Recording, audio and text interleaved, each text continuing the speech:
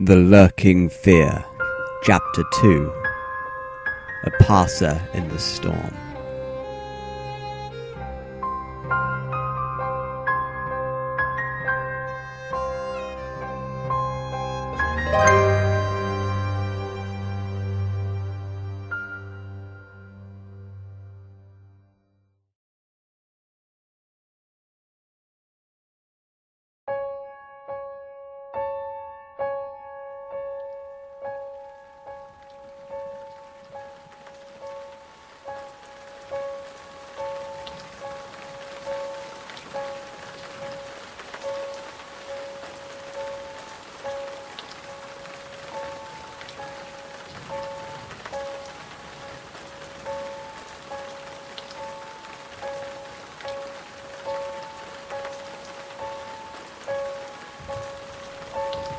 For days after that hideous experience in the forest-swathed mansion, I lay nervously exhausted in my hotel room at Lefferts Corners.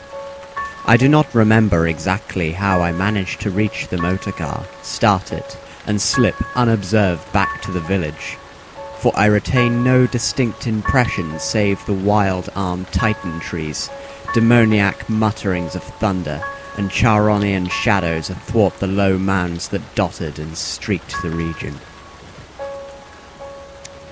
As I shivered and brooded on the casting of that brain-blasting shadow, I knew that I had at last pried out one of Earth's supreme horrors, one of those nameless blights of outer voids, whose faint demon scratchings we sometimes hear on the farthest rim of space, yet from which our own finite vision gives us a merciful immunity.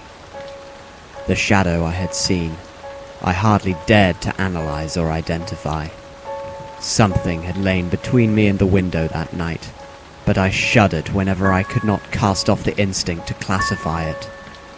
If it had only snarled, or bayed, or laughed titteringly, even that would have relieved me the abysmal hideousness. But it was so silent.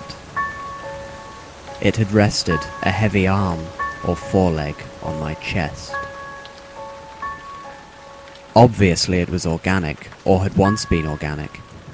Jan Martensi, whose room I invaded, was buried in the graveyard near the mansion. I must find Bennett and Toby if they lived. Why had it picked them and left me for the last? Drowsiness is so stifling and dreams are so horrible. In a short time I realized that I must tell my story to someone or break down completely. I had already decided not to abandon the quest for the lurking fear, for in my rash ignorance it seemed to me that uncertainty was worse than enlightenment, however terrible the latter might prove to be. Accordingly, I resolved in my mind the best course to pursue, whom to select for my confidences, and how to track down the thing which had obliterated two men and cast a nightmare shadow. My chief acquaintances at Lefferts Corners had been the affable reporters, of whom several had still remained to collect final echoes of the tragedy.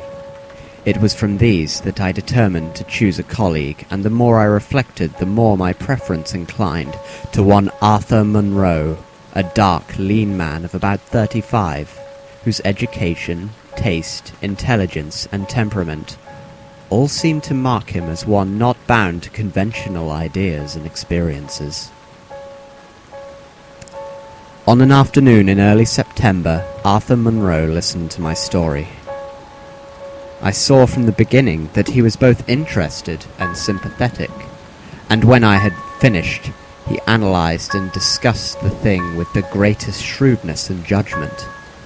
His advice, moreover, was eminently practical, for he recommended a postponement of operations at the Martensi mansion until we might become fortified with more detailed historical and geographical data. On his initiative, we combed the countryside for information regarding the terrible Martensi family, and discovered a man who possessed a marvelously illuminating ancestral diary.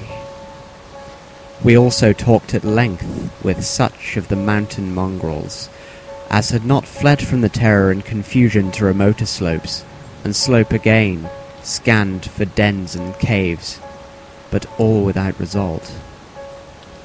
And yet, as I have said, vague new fears hovered menacingly over us, as if giant bat-winged griffins looked on transcosmic gulfs.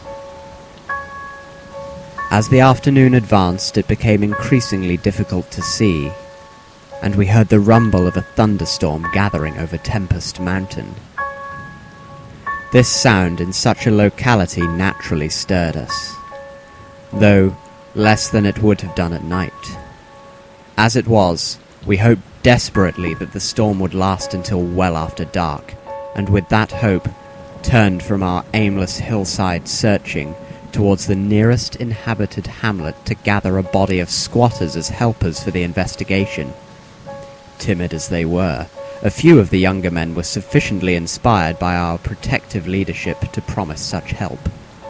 We had hardly more than turned, however, when there descended such a blinding sheet of torrential rain that shelter became imperative. The extreme, almost nocturnal darkness of the sky caused us to stumble badly, but guided by the frequent flashes of lightning and by our minute knowledge of the hamlet, we soon reached the least porous cabin of the lot, a heterogeneous combination of logs and boards, whose still existing door and single tiny window both faced Maple Hill. Barring the door against the fury of the wind and rain, we put in place the crude window shutter which our frequent searches had taught us where to find. It was dismal sitting there on rickety boxes in the pitchy darkness, but we smoked pipes and occasionally flashed our pocket lamps about. Now and then we could see the lightning through the cracks in the wall. The afternoon was so incredibly dark that each flash was extremely vivid. The stormy vigil reminded me shudderingly of that ghastly night on Tempest Mountain. My mind turned to that odd question which had kept recurring ever since the nightmare thing had happened, and again I wondered why the demon, approaching the three watchers either from the window or the interior, had begun with the men on each side and left the middleman till the last, when the Titan fireball had scared it away. Why had it not taken its victims in natural order, with myself second, from whichever direction it had approached? With what manner of far-reaching tentacles did it prey? Or did it know that I was the leader, and save me for a fate worse than that of my companions? In the midst of these reflections, as if dramatically arranged to intensify them, there fell nearby a terrific bolt of lightning, followed by the sound of sliding earth. At the same time, the wolfish wind rose to demoniac crescendos of ululation. We were sure that the one tree on Maple Hill had been struck again, and Monroe rose from his box and went to the tiny window as to ascertain the damage. When he took down the shutter, the wind and rain howled deafeningly in, so we could not hear what he said, but I waited while he leaned out and tried to fathom nature's pandemonium. Gradually, a calming of the wind and dispersal of the unusual darkness told of the storm's passing. I had hoped it would last into the night to help our quest, but a furtive sunbeam from a knothole behind me removed the likelihood of such a thing. Suggesting to Monroe that we had better get some light even if more showers came, I unbarred and opened the crude door. The ground outside was a singular mass of mud and pools, with fresh heaps of earth from the slight landslide, but I saw nothing to justify the interest which kept my companion silently leaning out the window. Crossing to where he leaned, I touched his shoulder, but he did not move. Then, as I playfully shook him and turned him around, I felt the strangling tendrils of a cancerous horror, whose roots reached into illimitable pasts and fathomless abysms of the night that broods beyond time. For Arthur Monroe was dead. and on what remained of his chewed and gouged head there was no longer a face.